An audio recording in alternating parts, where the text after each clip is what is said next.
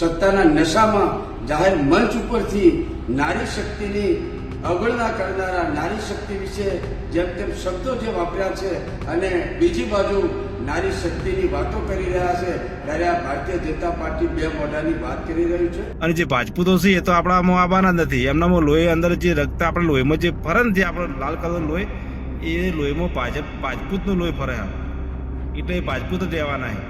એમાં ક્ષત્રિયનું લોહી નહીં. અને જગદીશભાઈ વિશ્વકર્મા જ્યારે મહાભારત વખતે કૌરવોએ પાલવ ખેંચ્યો હતો એમનું પતન થઈ ગયું છે અને તમારું પણ ના થઈ જાય એની કાળજી રાખજો.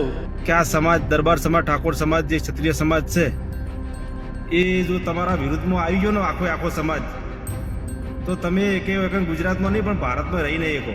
ઊભી પૂંછડીએ ભાગવું પડશે તમારે. તો કે જેટલા પણ બીજેપીમાં છે કાર્યકર્તા અને વોટ આપનારા ઠાકોર સમાજના એમાંથી એક પણ માયકાલાલ એવો નથી કે આજે પણ બોલતો. જ્યારે પણ જરૂર પડે છે એ એમને સીટ મળે છે તાલુકાની જિલ્લાની ધારાસભ્યની ગમે તારી પાછા વયા આવે છે કે આપણી સમાજ નથી. તો ગેનીબેન પણ સમાજના છે. તમે આજે કેમ નથી બોલતા? બનાસના સાંસદ ગેનીબેન ઠાકોર વિશે અભદ્ર ટિપ્પણી કરે એ અમે સખત શબ્દોમાં વખોડીએ છીએ. પણ સેના પણ હવાઈ ગઈ અને સમાજના કાર્યકર્તા પણ હવાઈ ગયા. આજે ઠાકોર સેનામાં બોલીવાળા વ્યક્તિઓ છે લગભગ 30% લોકો બોલ્યા છે, બાકીના 70% જોયા કરે છે.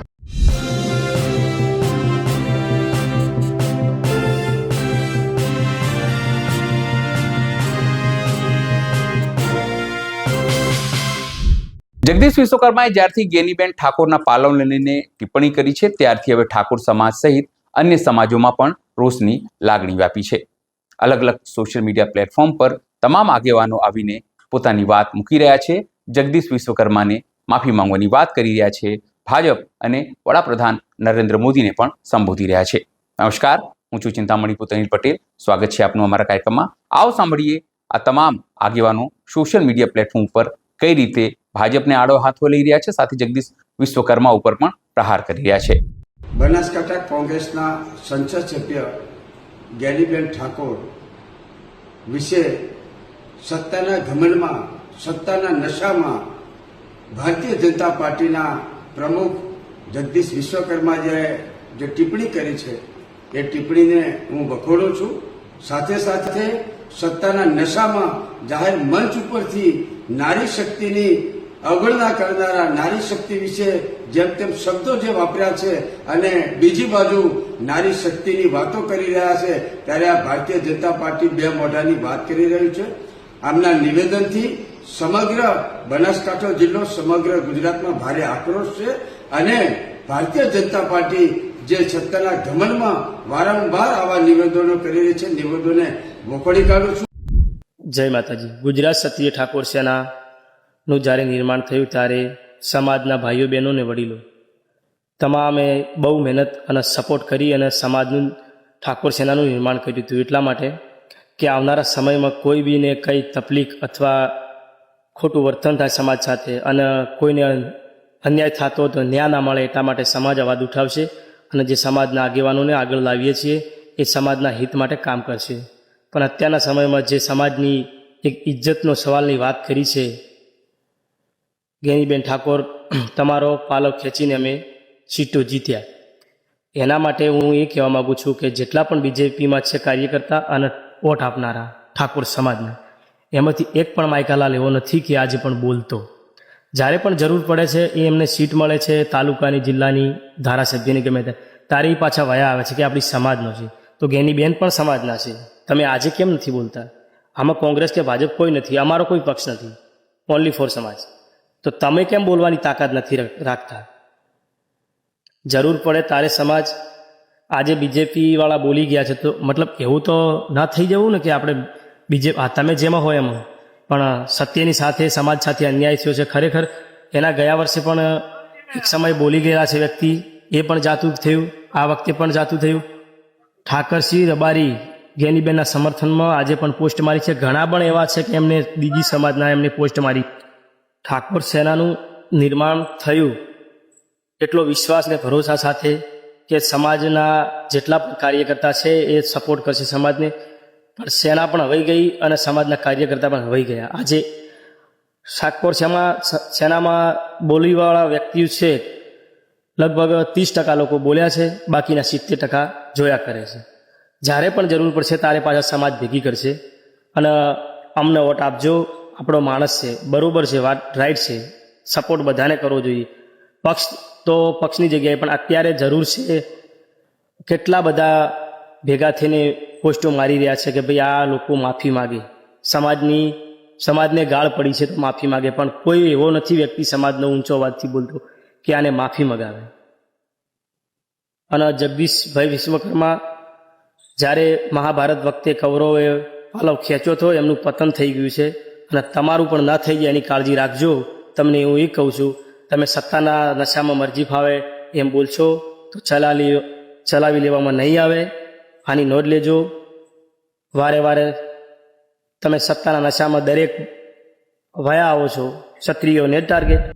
હવે આપણે જે જ્ઞાનીબેનને આપણા ઠાકોર સમાજની જે દીકરી જ્ઞાનીબેન છે એમના વિશે ભાજપ સરકારના જે નેતા છે જે પંચાલ, એને બહુ આપણા સમાજ વિશે બેનના વિશે બહુ એમને ખોટી ટિપ્પણી કરી છે.